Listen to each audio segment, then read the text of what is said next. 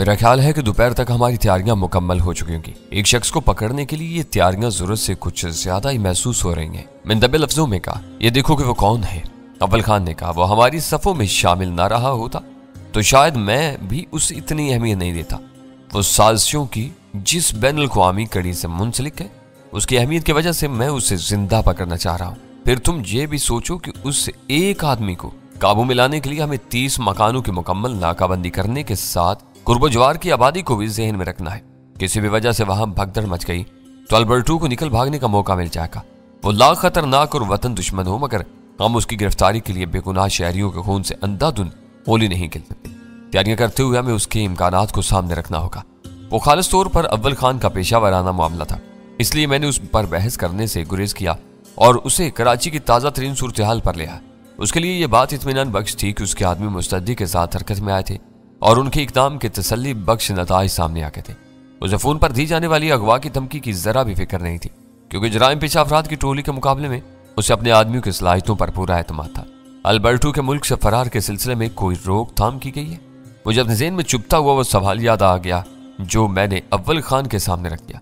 उसने हंसते हुए मेरे शाने पर हाथ रखकर कहा, तुमने उसका सुराग लगाने के लिए जो कुछ किया उसका हमारी मनसूबाबंदी से कोई ताल्लुक नहीं था।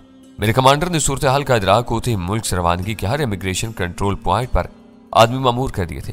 हम लोगों को कभी शुबा था कि वो यहाँ रुकने की बजाय फौरी तौर पर भागने की कोशिश करेगा। उसने तुम्हारी सलाहियतों का शायद सही अंदाजा नहीं लगाया था। वो लोग अपने काम में मसरूफ थे और मेरी मौजूदगी में अव्वल खान उस पर पूरी तवज्जो देने से इखलाकन गुरेज कर रहा था, इसलिए मैं उसे आराम करने का बहाना करके वापस लौटाया। स्पेशल टास्क फोर्स से उस मेहमान खाने में कायम करने वालों की जुमला जरूरियात पूरी करने का माकूल बंदोबस्त था। मैंने अपनी सैर खेजी की बिना पर सुबह 7 बजे ही नाश्ता कर लिया और फिर अखबार ले बैठा। पूरा अखबार तशद्दुद और जराइम की खबरों से भरा हुआ था। यूं मालूम होता था जैसे ज़राए अबलाग की बर्क रफ्तार तरक्की के नतीजे में जराइम की लहरें हैरतनाक सुरात के साथ कुर्राए अर्ज के एक सिरे से दूसरे सिरे तक फैल रही थी। मैं 9 बजे के करीब कमरे में वापस गया तो वीरा बदस्तूर गहरी नींद में सो रही थी। मेरे पास कोई काम बाकी नहीं रहा था, जिसकी वजह से मैं कोफ्त में मुब्तला हो चला था। अव्वल खान से जरा सी देर के लिए मुलाकात हुई। बकिया वक्त मैंने बेजारी के आलम में गुजारा। वीरा के साथ दोपहर का खाना खाने के बाद मैंने कार्ड निकाल लिए। इब्तिदा में मैंने बेपरवाही के साथ खेलना शुरू किया तो वीरा ने अपने हाथ दिखाने शुरू कर दिए। उसके साथ तवील लिफाकत में ऐसे लम्हात कभी भी मुयस्सर नहीं आ सके थे जब उसके साथ ताशों पर हारने और जीतने की नौबत आती। उसने महारत के साथ बेईमानी शुरू की तो मैं हैरान रह गया और खेल में दिलचस्पी पैदा होगी। 4 बजे के करीब अव्वल खान अपने कमांडर के साथ हमारे दरवाजे पर पहुंचा तो हम दोनों गहरे इन्हिमाक के साथ खेल में डूबे हुए थे। दरवाजे पर होने वाली भारी दस्तक के जवाब में मैंने बेपरवाही से कमल की हाँक लगाई थी, लेकिन आने वालों को देखकर हम दोनों ही बुखला गए। इस वक्त हम दोनों मेज कुर्सी के बजाय दोरे बिस्तर की साफ सुथरी चादर पर एक दूसरे के सामने आलती पालती मारे बैठे हुए थे। दरम्यान में पत्ते बिखरे हुए थे। एक तरफ सिगरेट के मसलू हुए टुकड़ों से भरी एस्ट्रे मौजूद थी, जिसके इर्द गिर्द चादर पर सिगरेटों की राख फैली हुई थी। अव्वल खान की बात और थी, लेकिन ऐसी गंदी हालत में उसके कमांडर का सामना करना हम दोनों के लिए शर्मिंदगी का बायस था। मैं कमांडर के इस्तकबाल के लिए मसारी सूतर कर उसकी तरफ लपका, लेकिन उसने बेतकल्फाना अंदाज में मुझे अपने सीने से लगा लिया। शाबाश, पूरी फोर्स को धंधे से लगाकर खुद कार्ड खेल रहे थे। बस वक्त गुजारने की कोशिश कर रहा था। मैंने खिफत अमेज लहजा में कहा, और तुम भी शानदार हो रहे हो। मुझसे मुआनका करने के बाद उसने जारहाना अंदाज में वीरा का दाहिना हाथ थामा तो मुझे डर हुआ कि वो एक ही चुटकी में उसके सीने से जा लगेगी। लेकिन कमांडर का मुसाफा करने का तरीका बहुत नरम था। वो कह रहा था, मुझे मर्दों जैसी आदत रखने वाली औरतें अच्छी लगती हैं और तुम दोनों की जोड़ी का तो जवाब ही नहीं है। वीरा शाइस्तगी के साथ मुस्कुरा दी। गनीमत है कि डैनी की बीवी यहाँ नहीं है, वरना वो इस खराज पर बुरा मान जाती। वो बहुत शक्की औरत है। अच्छा, तो तुम शादीशुदा हो? कमांडर ने हैरत के साथ मुझसे पूछा और मेरे खफीफ से इकरार पर अपनी बात जारी रखते हुए बोला, मेरा तो ख्याल था कि कंवारे मर्द ही बेखौफ व खतर होकर खतरात के मुंह में छलांग लगाने के आदी होते हैं, लेकिन तुमने मेरा ख्याल गलत साबित कर दिया है। दरअसल डैनी की शादी अभी नई नहीं है। वीरा को एक बार फिर चोट करने का मौका मिल गया। पुरानी आदतें रफ्ता रफ्ता ही पीछा छोड़ती हैं। कमांडर ने जोरदार कहकर लगाया। अव्वल खान भी हंस पड़ा और वीरा तो पहले मुझे सुलगाने वाले अंदाज में मुसलसल मुस्कुरा जा रही थी। तुम दोनों की नोक झोंक भी दिलचस्प है। कमांडर मुझसे मुखातब होकर बोला, मैं तुम्हें अल्बर्टो की कामयाब तलाश की मुबारकबाद देने आया था। इस मामले में तुम्हारी मुसलसल कामयाबियों ने मुझे हैरत अदा किया है। वो संजीदा हो चुका था, लिहाजा माहौल पर भर में बदल कर रह गया। वो हाथ आ जाए तो कामयाबी मुकम्मल होगी। अभी तो वो आज़ाद ही है, मैंने धीमे लहजा में कहा। मेरे जवान पूरी तरह तैयार हैं। वो किसी फौजी कमांडर की तरह अव्वल खान के पुष्ट पर जोर से हाथ मारकर बोला, रात को तुम्हारा हरीफ तुम्हारे कदमों में होगा। इन लोगों का ऑपरेशन प्लान बहुत जबरदस्त है। यकीनन, मैंने सर हिलाकर कहा। अव्वल खान की मेहनत और फर्ज शनासी ने मुझे हमेशा मुतासर किया है। इस झगड़े से निमट लो तो कभी मिलकर बैठेंगे। शार्पिंग वगैरह की जाए तो मैं भी बहुत शौक से कार्ड खेलता हूँ। चाहोगे तो हल्के फुल्के ड्रिंक का बंदोबस्त भी हो जाएगा। वो अव्वल खान को हमारे पास छोड़कर वापस लौटने के इरादे से पलटा तो मैंने इसी वक्त अपनी मुआवजत पेश कर दी। इस बार मैं माफी चाहता हूँ, कराची में मेरी फौरी मौजूदगी जरूरी है। अल्बर्टो का किस्सा निमटने के बाद मैं सुबह की परवाज से लौट जाऊंगा। दोबारा आना हुआ तो जरूर हाजिर होकर ये एहसास हासिल करूंगा। नेवर माइंड, वो बहुत खुले दिल का आदमी था, अगली बार भूलना नहीं। और हाँ, ये कोई एजाज नहीं होगा क्योंकि मेरे साथ खेलने वाले अमूमन हार कर उठते हैं। जरा तैयारी के साथ आना। वो चला गया और अव्वल खान ने इत्मीनान का गहरा सांस लिया। खुदा का शुक्र है कि तुमने हिम्मत करके उससे मुआवजत कर ली। अगर तुम अपना वादा पूरा किए बगैर वापस लौट जाते तो वो चौके दे देकर मेरी जिंदगी अजेरन कर देता। अब उसने तुम्हारी माजरत का जरा भी बुरा नहीं माना। ऐसे लोगों से साफ और सीधी बात करने में आफियत रहती है। लेकिन ये तो बताओ कि तुम किसी पेशगी इत्तला के बगैर उसे यहाँ क्यों ले आए? वो खुद ही इधर आया था, मुझे तुम लोगों को बाखबर करने का मौका ही नहीं मिल सका। वही कुर्सी पर बैठ गया। रात भर जाग कर काम करने की वजह से उसके बुशरे से थकान मुतरश्शि हो रही थी। मालूम होता है कि तुम अपने काम से फारिग होकर इधर ही आए हो। वीरा ने दूसरी कुर्सी संभालते हुए कहा। फारिग ही समझो। वही गहरा सांस लेकर बोला, असल फरागत तो उस वक्त हासिल होगी जब अल्बर्टो को लॉकअप में डाल दिया जाएगा। रवानगी से पहले नहा धोकर कुछ आराम कर लो ताकि ताज़ा तब हो जाओ। मैंने मशवरा दिया। अब यही इरादा है, तुम्हें ब्रीफ करने के लिए यहाँ रुक गया हूँ। वो अमारत चौधरी सरवरदीन नामी किसी शख्स ने पिछले 1 साल से किराए पर ली हुई है। अमारत में हर वक्त 4-6 मर्द मौजूद रहते हैं, लेकिन उनका किसी से मेल जोल नहीं है। मोहल्ले वालों को भी उनसे कोई शिकायत नहीं है क्योंकि वहां रहने वालों के अलावा बहुत ज्यादा भांत भांत के लोगों की आमदोरफ्त नहीं है। इसका मतलब है कि आज रात भी वो अकेला नहीं होगा। वीरा आहिस्ता से बोली। इसके आदमी मुकाबला किए बगैर हार मानने पर आमादा नहीं होगी और खून खराबा जरूर होगा। बस यही सबसे बड़ी फिक्र है। वो सर हिलाकर बोला, मकान के नक्शों के मुताले के बाद हमने बरकरफ्तार कमांडो ऑपरेशन का फैसला किया है। बाद के हालात का इन्हिसार इसी कमांडो ऑपरेशन की कामयाबी या नाकामी पर है। मुहासरे वगैरह का बुनियादी मंसूबा अपनी जगह पर बरकरार है। ये बहुत खतरनाक और नाजुक फैसला है। मैंने चंद सानियों की खामोशी के बाद कहा, अगर किसी तरह उन्हें खौफजदा करके वहां से निकल भागने पर मजबूर कर दिया जाए तो क्या वो आसानी से नहीं घेरे जा सकेंगे? तो मैंने किस तरह खौफजदा करोगे? अव्वल खान की पेशानी पर तफक्कुर अमेज लकीरें उभर आई।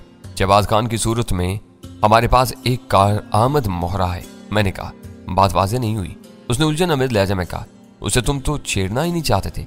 बदले हुए हालात की रोशनी में हम अपनी हिकमत अमली पर भी नजरसानी कर सकते हैं। मैंने अपना गला साफ करके बात शुरू की। शहबाज खान को अगर खामोशी के साथ आखिरी लम्हात में उठाकर एतमाद में लिया जाए तो फोन के जरिए अल्बर्टो को यह वहशतनाक खबर सुना सकता है कि अब्दुल जख्मी हालत में पकड़ा गया है और कुछ सादा पोश लोग अब्दुल को लेकर उसके पास पहुंचे थे और उसे सेटेलाइट टाउन के उस मकान का पता मालूम करना चाहते थे जहां वो रुपोश है।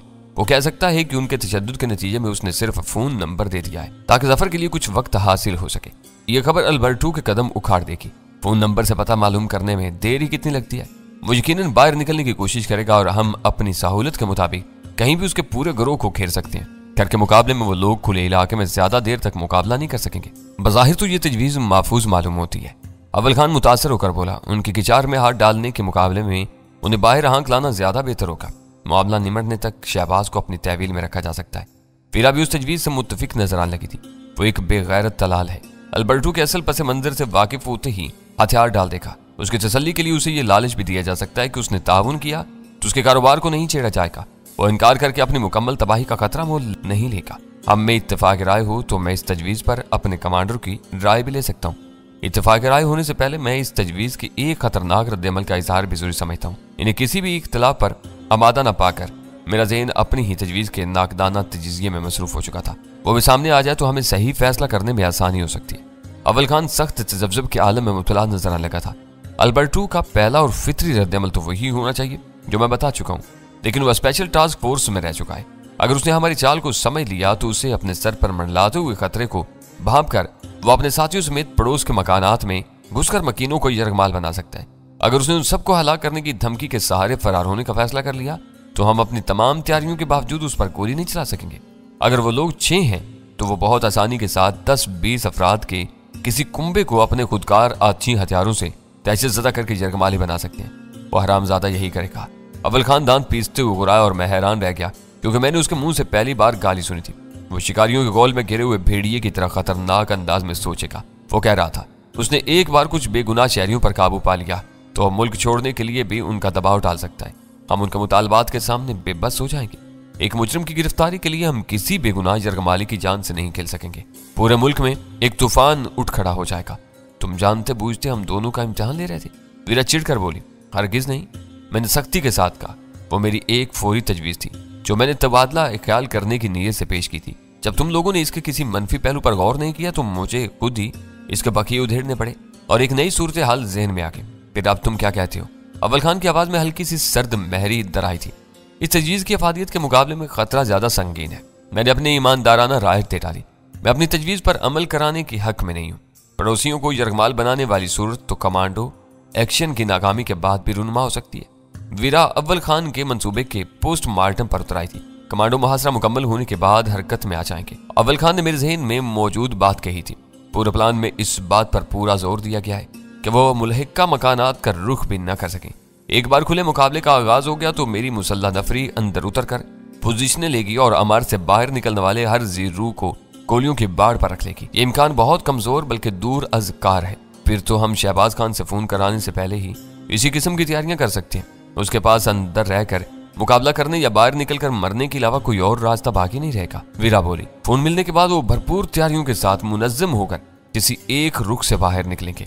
उन्हें पहले से अंदाजा होगा कि बाहर फैले हुए अंधेरे में उनके लिए खतरात पोशीदा हो सकते हैं, इसलिए पहल करने का मौका उनके पास होगा।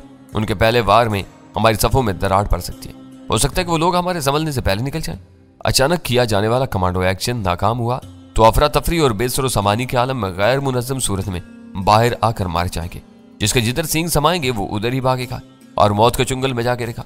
वो किसी एक समत में मुश्तरका दबाव डालने की पोजीशन में नहीं हो गए और वही हमारी जीत होगी। चालाक दुश्मन को मारने से पहले बिखर जाने पर मजबूर कर देना सबसे कामयाब साबित होता है। मैंने वीरा को कायल करने के लिए पूरी तफसील से अपनी राय बयानी कर दी। ये इस ऑपरेशन और मुजव्वजा शहबाज प्लान का भरपूर और हकीकी अस्करी तजिया है। अव्वल खान ने तहसीन में लहजे में कहा, हम मुतबादल तजावीज पर इसी तरह तकाबली तजिए करके कोई एक राह अपनाते हैं। मैं तुमसे पूरी तरह मुत्तफिक हूँ और अपने असल मंसूबे पर कायम हूँ। मैं भी बहस बराए बहस कर रही थी। वीरा चिड़चिड़े अंदाज में बोली, मुझे गरोह बंद लड़ाइयों का कोई तजुर्बा नहीं है। मैं तो जरूरत पड़ने पर फौरी फैसले करने की आती हूँ। वो फैसले अमूमन दुरुस्त साबित। मुझे याद है मैंने उसकी बात काट कर कहा, तुमने जहांगीर के मकान पर माजे के आदमियों की यलगार की क़यादत की थी, जबकि दूसरी तरफ मैं खुद तैयार था। इस मुकाबले में कई आदमी गंवाने के अलावा तुम खुद भी जख्मी हो गई थी। मैं तुम्हारी नफरी और कुव्वत की तरफ से फिक्रमंद था, लेकिन हम कामयाब रहे थे। तो क्या तुम दोनों के दरमियान ऐसी भयानक खूनरेजियां भी होती रही हैं? अव्वल खान ने हैरान रह गया। हमारी असल दोस्ती ने ऐसी ही दुश्मनियों की कोख से जन्म लिया है। मैंने हंस कर कहा, आप पुराने जख्मों को ना करिए। तो वीरा मुंह बनाकर बोली, मैं तुम्हारी इसी आदत से चिढ़ती हूँ कि तुम अपने जोर बयान का नाजायज इस्तेमाल करते हो। अपनी एक ही तजवीज़ की हमायत और फिर मुखालफत में दलाल देकर तुमने मेरे ज़हन को परागंदा कर दिया है। मैं फिर कह रहा हूँ कि मैंने दानिस्ता ऐसा नहीं किया। मैंने नरमी से कहा, मुझ में और तुम में यही फ़र्क है कि तुम अपनी बात पर अड़ जाती हो और मैं हर वक्त खुले जहन के साथ सोचता हूँ। बाद वाली बातें मुझे पहले ही सूझ जाती तो शायद मैं शहबाज के इस्तेमाल का जिक्र ही न करता। तो फिर सब कुछ जूं का तू रहेगा। अव्वल खान ने बात खत्म करने के लिए मुदाखलत की। हम दोनों की मुश्तरका रजामंदी हासिल करने के बाद उसने हमें 9 बजे रवानगी के लिए तैयार रहने की हदायत की और वहां से रुखसत हो गया। वक्त गुजारे के लिए मैंने ओलियानों का नंबर डायल कर दिया। राब्ता होते ही ओलियानों की पहली सदा ये बुलंद हुई कि तुम लोग कब आ रहे हो? देखो 1 आध दिन में आएंगे। मैंने बेपरवाही से कहा। फिर पूछा, जफर के बारे में क्या खैर खबर है? वो गायब है, जरूरत पेश आएगी तो खुद ही राब्ता करेगा। फिर वो चौंकते हुए बोला, फैक्स पर उसका एक पैगाम भी आया हुआ है। उसे अपने मुतवक्का पैगामात की आमद का अंदाजा रहता है।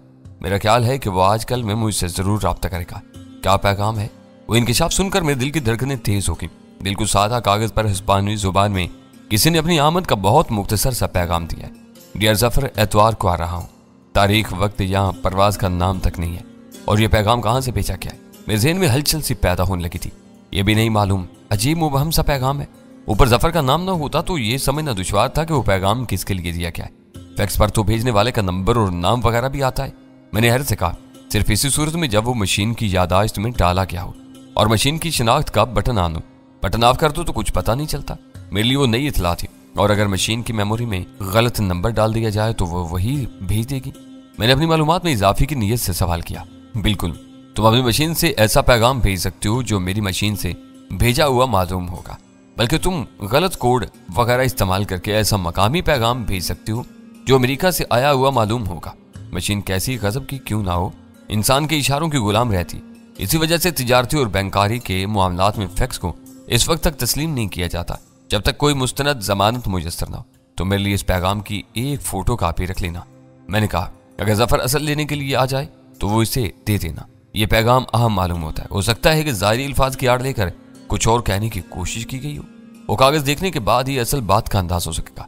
मैं रख लूंगा। उसकी सादतमंदाना आवाज उभरी, तो तुम कल वीरा के साथ आ रहे हो ना?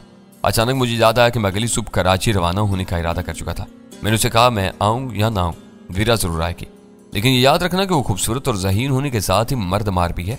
गुस्सा आ जाए तो किसी का भी लिहाज किए बगैर हाथ छोड़ बैठती है। तुम फिक्र ना करो, मैं उसे गुस्सा दिलाने वाली बात नहीं करूंगा। वो खुश हो गया। और हाँ, इसे वो नंबर भी दे देना जिससे जफर राब्ता करता रहा है। थोड़ी सी मेहनत करनी पड़ेगी, लेकिन खैर मैं नंबर भी दे दूंगा। वो फराग दिल्ली पर आमादा था। मैंने फोन बंद कर दिया। वो कर्नल जैसी जोन्स का पैगाम भी हो सकता है। मेरी बात सुनकर वीरा पुरजोश लहजा बोली, लेकिन तुमने उससे मेरी आमद का वादा क्यों कर लिया? मैं तुम्हारे साथ कराची वापस जाऊंगी। मेरे साथ गजाला की मजबूरी है। मैंने उसे समझाते हुए कहा, जब मैं उसे बताऊंगा कि काम होने के बावजूद मैं तुम्हें छोड़कर कराची चला आया तो वो खुश हो जाएगी। ओलियानों से वो कागजात लेने जरूरी हैं। आखिरी पैगाम और पुराने नंबरों की मदद से बहुत कुछ मालूम किया जा सकता है। ओलियानों से फारिग होकर तुम रात को परवाज से लौट आना। वीरा की आंखें किसी अनजाने जज्बे से चहकने लगी। तो तुम मानती हो कि गजाला को मेरा और तुम्हारा एक साथ रहना पसंद नहीं है? वो एक शादीशुदा औरत है। तुम खुद समझ सकती हो कि वो इस बारे में क्या सोचती होगी। गरिमा यह है कि उसे अभी तक हमारे मरासम की असल हदूद का इल्म नहीं है। ठीक 9 बजे एक स्याह टोयोटा कार हमें ले जाने के लिए तैयार थी। वह आम नंबर प्लेट वाली एक अच्छी कार थी जिसमें ट्रांसमीटर भी लगा हुआ था। अव्वल खान ड्राइवर के साथ अगली निशिस्त पर बैठ गया। हम दोनों पिछली निशिस्त पर बैठ गए, जहां 2 पिस्तौल भी मौजूद थे जिनके मैगजीन चढ़े हुए थे। गाड़ी में लगे हुए ऑपरेटर से हल्की हल्की आवाज सुनाई दे रही थी। गाड़ी हरकत में आने के बाद अव्वल खान ने आवाज बढ़ा दी और हम उस निजाम पर नशर होने वाले पैगामात वाज़ेह तौर पर सुनने लगे। मुख्तलिफ अफराद कोड नंबरों के हवाले से एक दूसरे को नकल हरकत के बारे में आगाह कर रहे थे। इस ऑपरेशन में हमारे अलावा 80 अफराद शरीक हैं। अव्वल खान हमें बताने लगा, इस वक्त वो सब सरकारी कॉलेज के मैदान में जमा हो रहे होंगे। ऑपरेशन के आगाज का वक्त 9:45 बजे शब मुकर्रर किया गया है। ये लोग मुकर्रर वक्त से सिर्फ 5 मिनट पहले अपनी अपनी जगहों पर पहुंचेंगे ताकि हमारे हरीफों को खबरदार होने के लिए ज्यादा वक्त न मिल सके। 9:45 बजे कमांडो एक्शन शुरू होगा। अगर इन लोगों को ना रोका गया तो ज्यादा से ज्यादा 15 मिनट में बसात सिमट जाएगी, वरना मामला तूल पकड़ सकता है। अल्बर्टो के फोन के बारे में क्या किया है? मैंने पूछा। 7 बजे उसका फोन एक्सचेंज से बंद किया जा चुका है। मैंने 7:02 पर नंबर डायल करके देख लिया था। उसकी लाइन बेजान पड़ी हुई थी। शायद बिजली भी बंद करा दी गई होगी। वीरा ने कयास सराय की। मामूल की लोड शेडिंग की वजह से यह काम भी आसानी से हो गया। मुकम्मल अंधेरा हमारे लिए नुकसान का सबब बन सकता था, इसलिए इस इलाके में बिजली की फराहमी को यकीनी बना लिया गया। अलबत्ता स्ट्रीट लाइट्स ऑफ करा दी गई हैं। तुम दोनों के लिए अगली निशिस्तों के नीचे 2 भरी हुई क्लाशनकोफें रखी हुई। जरूरत के वक्त तुम दोनों आजादाना तौर पर इन्हें इस्तेमाल कर सकते हो। इस ऑपरेशन में हमारे आदमी OC कोड के तहत पैगामात का तबादला करेंगे। फील्ड में 7 ऑपरेटर्स मौजूद होंगे। इस गाड़ी में मौजूद अफराद का, या यूं समझो कि मेरा मुकम्मल कोड OC4 है, यानी ऑपरेशन सेंटर नंबर 4। OC4 के लिए आने वाले पैगामात मेरे लिए होंगे। OC4? मैंने हंस कर कहा, मालूम होता है कि 4 का हिंसा तुम्हें बहुत पसंद है, क्योंकि कराची में तुम्हारे यूनिट को स्टेशन 4 कहा जाता है और यहाँ तुम OC4 हो। और ये इत्तेफाक है। OC4 मेरा इंतखाब है, लेकिन कराची वाले यूनिट को मरकजी कमान की तरफ से नाम दिया गया है। इसमें मेरी मर्जी या पसंद का कोई दखल नहीं है। उसने मेरे मजाक का बुरा मनाए बगैर कहा, अगर तुम ज़हनी तौर पर उलझे हुए ना हो तो एक बात बताता चलूं। मैंने मौका कहीं में जानकर पूछा, इसका ताल्लुक UN वाले ओलियानों की जात से है? जरूर, वो चौंक कर बोला। इस बेचारे को तो मैं बिल्कुल ही भूला हुआ हूँ। वो बेचारा नहीं, बहुत टेढ़ा आदमी है। अल्बर्टो उसे उसकी रंगीन मिजाजी की बिना पर ब्लैकमेल करके उसका दफ्तर इस्तेमाल करता रहा था। मैंने उसे आगाह किया। मुझे अंदाजा था कि हम लोगों के पास बहुत कम वक्त रह गया है, इसलिए मैंने ओलियानों की पूरी कहानी चंद मिनट में ही पूरी कर ली। मैं हैरान हूँ कि इस बार तुमने जहां भी हाथ डाला है वहां से कामयाबो कामरान ही लौटे हो। उसने तायुर ज़दा आवाज में कहा, सबसे आम बात यह है कि तुमने ओलियानों से आखिरी फैक्स की नकल और अल्बर्टो के इस्तेमाल में रहने वाले फैक्स नंबर लेने का बंदोबस्त कर लिया। इन चीजों के जरिए हमको अल्बर्टो के करतूतों से ज्यादा बेहतर वाकफियत हासिल हो सकेगी। मुझे शुबा है कि फैक्स पर आने वाला पैगाम कर्नल जैसी जोन्स का होगा। वीरा ने अपनी बात दोहराई, हो सकता है कि उस पैगाम के हरूफ को घटा बढ़ाकर कोई पोशीदा पैगाम भी दिया गया हो। हमारे पास एक क्रिप्टोग्राफी के माहिरीन भी हैं। पैगाम तो जरा सी देर में पढ़ लिया जाएगा। मैं कुछ बोलते बोलते खामोश हो गया, क्योंकि उस बार ऑपरेटर्स पर अव्वल खान के लिए पैगाम आ रहा था। OC1 calling OC4। सारी नफरी मुकर्रर मकाम पर पहुंच चुकी है। मैंने सबकी टर्न आउट चेक कर ली है। जवान पूरी तरह तैयार है। मोराल बहुत ऊंचा है। हम 9:30 बजे यहाँ से निकलना शुरू कर देंगे ताकि मुकर्रर वक्त पर सब अपनी अपनी जगहों पर हों। ओवर। अचानक मेरे जहन में एक कौंधा सा लपका और मैं अपनी जगह पर सुन्न होकर रह गया। मुझे ट्रेड लाइन के दफ्तर पर होने वाली कार्रवाई याद आ गई थी, जिसका राज महज एक ट्रांसमीटर की वजह से सेठ हबीब जीवानी पर अफशा हो गया था।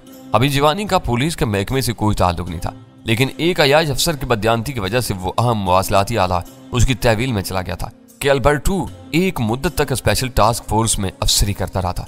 अगर वो भी ऐसे किसी ऑपरेटर्स पर काबिज था तो हमारी वो तमाम मशक बेसूद थी। वो अपना ऑपरेटर्स ऑन करके पूरी कार्रवाई का एक एक लफ्ज सुन सकता था। कहाँ गायब हो? अव्वल खान की तेज आवाज ने मुझे चौंका दिया। वो मेरी गायब दिमागी के दौरान में अपनी बात मुकम्मल करके फारिग हो चुका था और मुझसे बात करनी चाह रहा था। अगर ये ऑपरेटर्स अल्बर्टो के पास भी है तो मैंने अपनी फिक्रमंदी के सबब उसे आगाह करना चाहा, लेकिन उसने मेरी बात काट दी। मोमन एक सुराग से इतनी जल्दी दोबारा नहीं डसा जाता।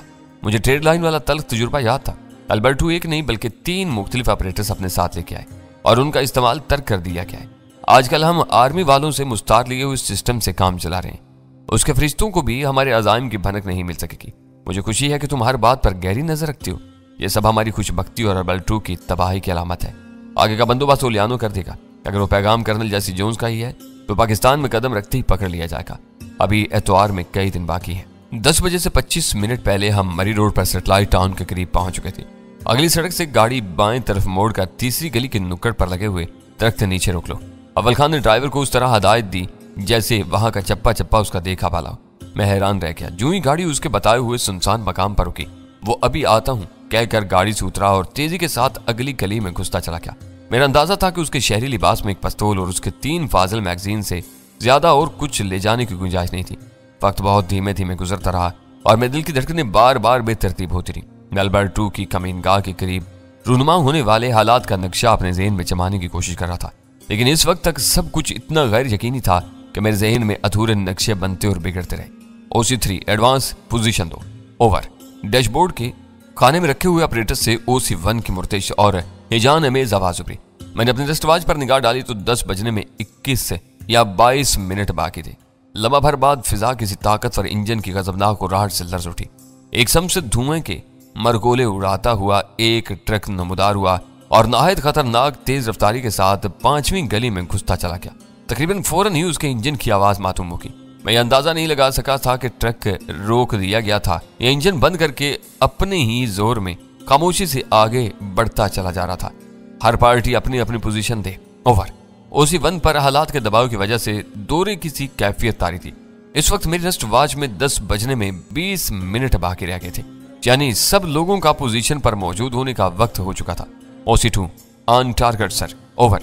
बारी बारी पैगामात आने लगे। उन आवाजों में डिसिप्लिन और हिजान का इस कदर अजीब इम्तिजाज था कि मुझे फिजा यक बयक गंभीर होती हुई महसूस होने लगी।